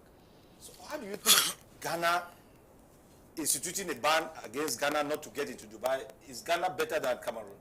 Are we also saying that the other countries that have not been, that are not part look at their style, look at their lifestyle, are better than look at most of them are West African countries. Yes, but to me, I still believe that, you know, it's somebody that, you know, have a vision for his family, always like to protect the family. So I just believe that the Dubai and the Emir, the Imam there, or the Emir of the various, they have solely, you know, realized that there are some, you know, infiltration from this country that is negative to their It's absurd. Yes, it's absurd, and it's negative to their own policies, and downfall can cause the downfall of the country. You know, most countries that have, you know, policy that it's a policy that, you know, allow anybody to do what he wants to do, you know, always cut off with financial, you know, losses and political, up. For example, you see a country, you see mostly, like, I cannot see, you know, my day, they see people go on street. No. But in UK, you see people go on street, US, see people go on street. And those are some things that broke down even the policy and even financially broke down the economy. But Dubai is not a democratic country. That's you understand that people I'm not refusing. It's not a democratic country. I'm not refusing that. That's what I'm saying, that the way they've structured that country, they don't want such a thing to happen. Of course. That's why I'm saying that all these things is due to take control, that we don't want things to happen. Because when people start to become nuisance and we're doing things and we allow it, it means that tomorrow before discover our children will all over them. Of course. They'll go on the street. Maybe some of those are the things that you see ahead of time. That you see before it happens. It's not like for us in Africa, we want things to happen, but we start to talk. But for them, maybe they see it, they say, no, if we don't handle this thing before time, this is what will be for us in the future. So they try to solve the problem today. And that's what I think that is good. Because I know that they cannot just, you know, just put that ban. Get up one day. No, put that ban. It's something that is systematic. Something is at stake that maybe we cannot put our fingers there, but we know that something is at stake. Because if you look at the loss in the economic, you know, losses that you and I think that they might be incurring, they have decided to let it go because for the sake of for the future. Yes. And it's very important. So any father that wants his family, his children, to grow in a particular lifestyle or particular way, when he's told to mold, they will not want anybody to come and tamper with it. So anybody that want to carry a neighbor will tell a neighbor that don't try to even become angry with a friend, not to even pass your house because you want to spoil what I'm struggling to build. So I believe that they are building their country in a way that they believe that they are seeing 50 years ahead. And they don't want, I think it is simply a situation where Cameroon and the other African countries should start drawing lessons. Of course, Cameroon is a beautiful place, and we can make it even more beautiful than the UAE. Absolutely. This is a desert. This is a barren land. I don't see what Cameroonians are going to look for in a barren land when we have such a beautiful place here. There is something that is wrong, and we need to make things right here. I'm happy you're beginning to come to us. No, we are coming. I'm coming to a very salient point which I hold steadfast. Yes. But at some point in time, I want to differ with you totally that when you see something that is good, appreciate that thing. We appreciate look at our country. We have something. We have something to offer. No matter how ugly our situation is, we have something to offer. And people should not think they can always kick us that way. Right. We know the right thing to do in Cameroon to make it an El Dorado that it is supposed to be. Amen. Right. So should we attribute Dubai's sudden exponential growth to its very strong man at the helm? The Emir of Dubai played a great role to make Dubai what it is. Should we just throw away the democracy and accept some form of policy? The point that we copy and paste, and when you copy and paste, you find point to maintain to get the totality of what you copy and paste. Democracy has its own different styles. And I believe that country can develop their own style of democracy. And when you develop democracy seems to be impoverished Africa. Yeah, because if you look at Africa, so let me tell you the truth that America doesn't practice democracy. UK. Are you inventing new will of no, democracy? I'm saying based on the news of the BBC themselves. That's democracy by itself. No, that's why I'm saying that. I'm saying from top BBC news, what I would say that UK in this point is not practicing democracy.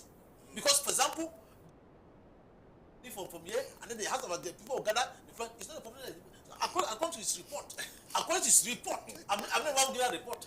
According to that, they know the ownership of democracy. But I believe that a country can develop a style, of their own way of democracy that will build and make the country to become something very attractive for that country to emulate. If we have to start consolidating some kind of attitudes, we attribute those attitudes, it affects us. Yeah. Mr. Moderator. Britain was actually built on strong manship.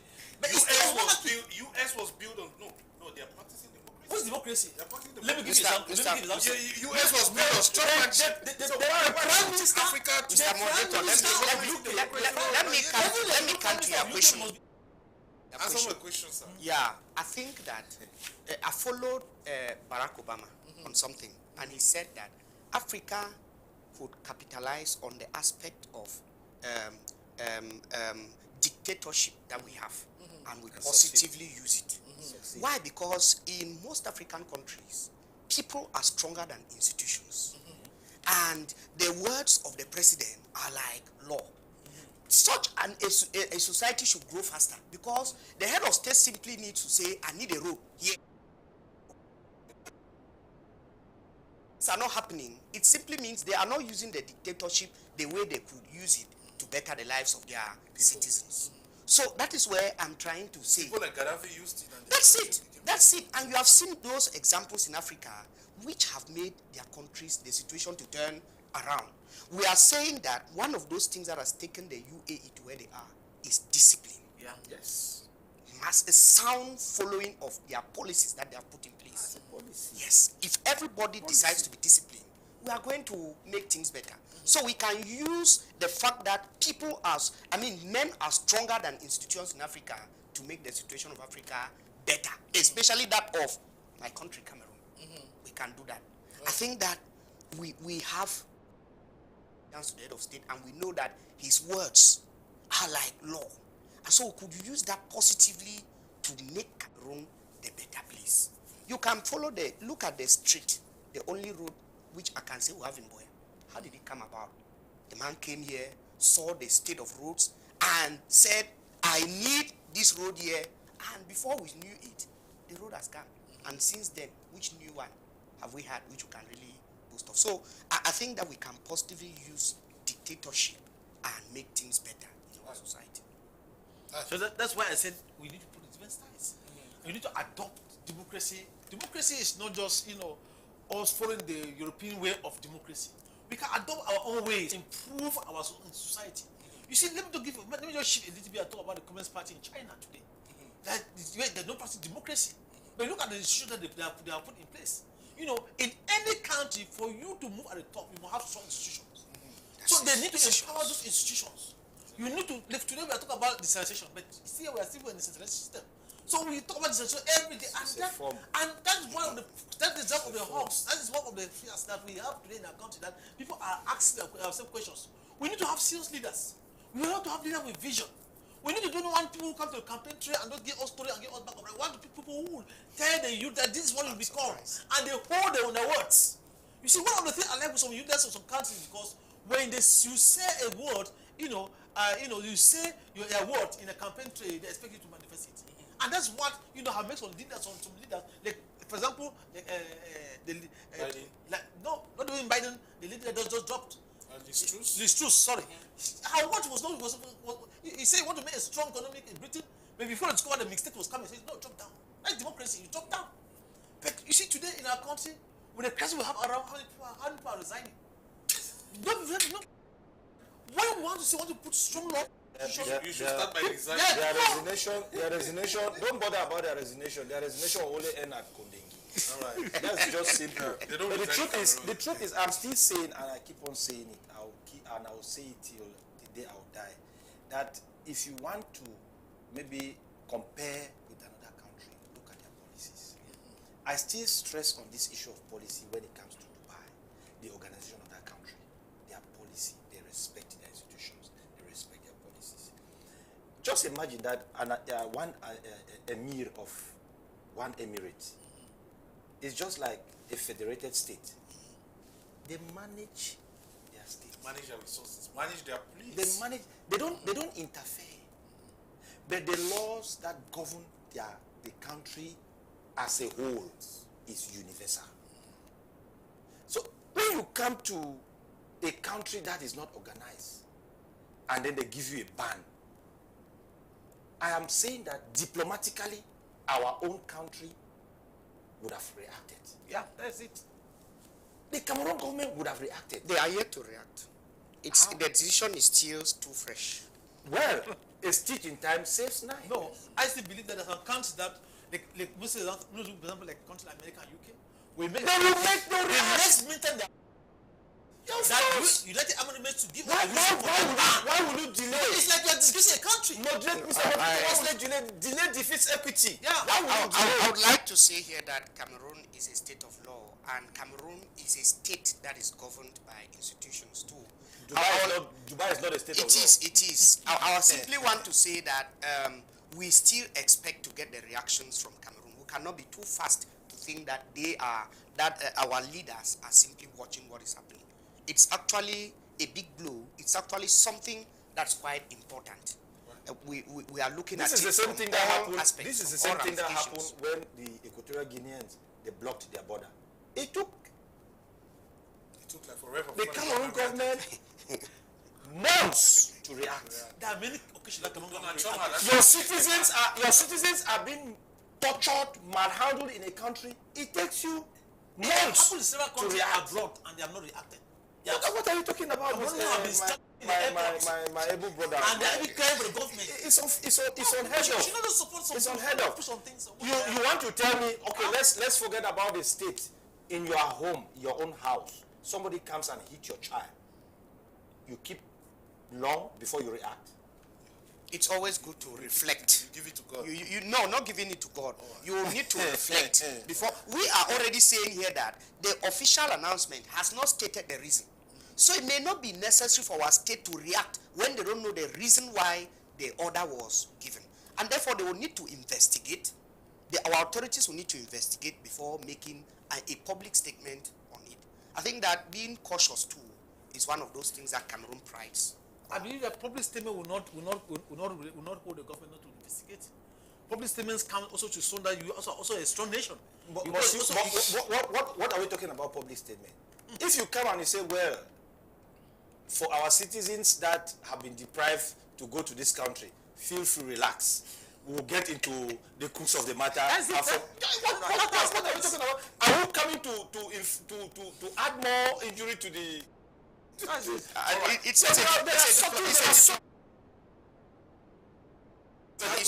a subtle language. It needs a lot of caution. Let's round up with this. This is an anecdote. Let's round up with it.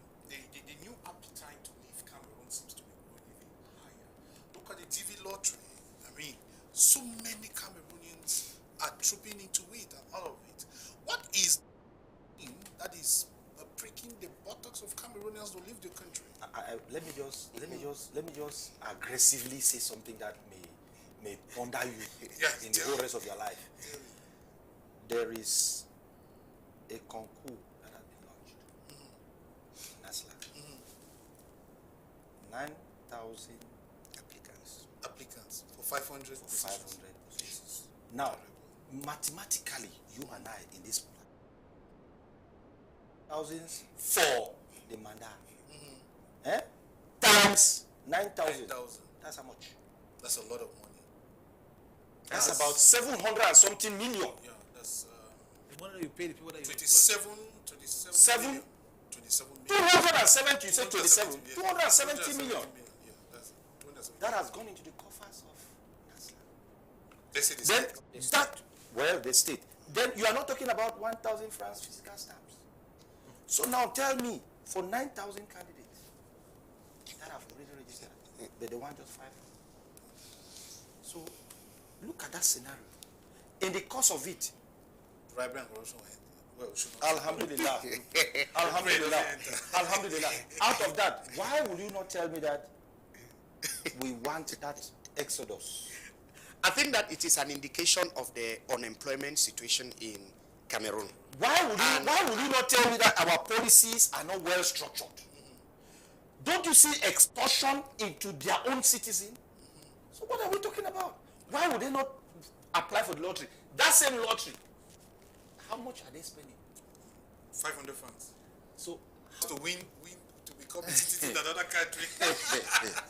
No, I think that it is the desire of every human being to better his lot. How do you because I'm just trying to, crave your indulgence and then broaden your mind in that aspect of Cameroonians playing that lottery visa to travel, to go out of Cameroon. Wow. It's unfortunate. My brother was saying that we can put a policy, he too said the tyranny or whatever, so that you use that dictatorship as per drawing inspiration from Barack Obama. Libya did and succeeded.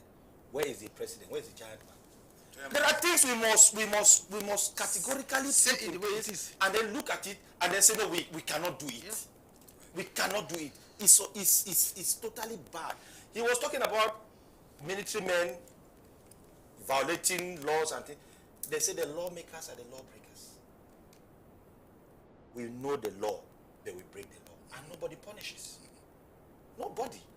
We know what is happening now. The trend of the big gun. It's an absolute statement to say nobody punishes. Yes, crimes are punished in Cameroon. It may be slow, but it often comes in. Crimes are punished. I simply want to say the executive power. I simply want to say, Mr. Moderator, you have asked something. Why the mad rush to go out of Cameroon? And I've said that it is a human desire to better your lot. It is a human desire to make pastures greener. That's one of the reasons why Cameroonians are going. But it's also true that things are not the best here. It's some sort of a global situation, the economic hardship. But it seems like it is heavier on us, the Cameroonians. And so you may see more than ever before, there is that desire for people to go out. There's that desire for people to go out. But it's not unique and peculiar to only Cameroon. Yeah, to me, I would look at it like, it shows that the government have to work hard. Because I believe that if this country, the citizens, they have good good education, good, their welfare and their structure, their institution are strong, and they are feeling well in their country. They are okay. They will not see the need of going out of the country. When you go, sometimes I can't remember. I have one of my friends that left US. I think it was in. We're wrapping up. Yeah, UK. He told me that if you are in Cameroon, you can have a good apartment and a car. They are better than somewhere in New York, because there you pay a lot of bills. But now the cost of living is high. But why are people going out? Because the cost of living in Cameroon is high and the standard of living is low. The cost of living is high. You have bad roads. Look at the roads. Bad roads. Poor water condition. That's what I'm saying. The cost of living is high. That's problem. Why will you go out?